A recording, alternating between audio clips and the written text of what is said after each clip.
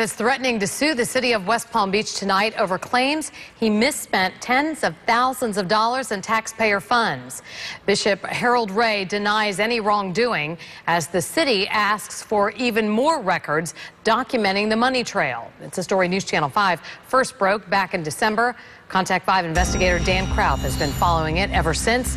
He is live tonight with the latest. Dan?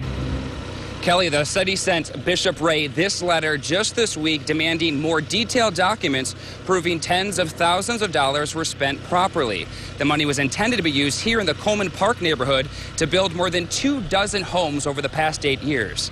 Today, the bishop said every taxpayer dollar was put right back here into the community. In front of cameras for the first time in months, Bishop Ray called the city's allegations against him garbage. And it's time that they stop scapegoating us, stop damaging our good name and our good brand. Back in 2003, the city gave Redemptive Life $1.5 million in federal funds to build low-income housing.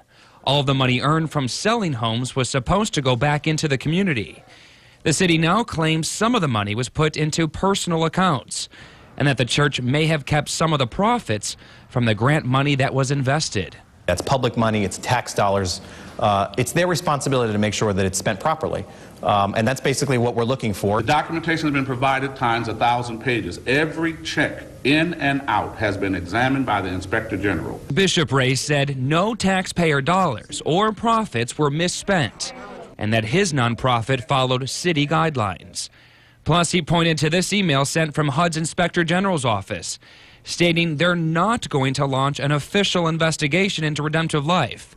Instead, they're closing the case. They didn't find anything because there isn't anything. But HUD administrators are still following the paper trail and were at City Hall looking for documents just this past week. At this point, it's really not us, but it's the federal government that's driving this. As the finger-pointing continues, in the end, it's up to the cash-strapped city to come up with any misspent money. That amount could be more than $640,000. The city was the one that the federal government entrusted, and therefore the city is responsible to the federal government.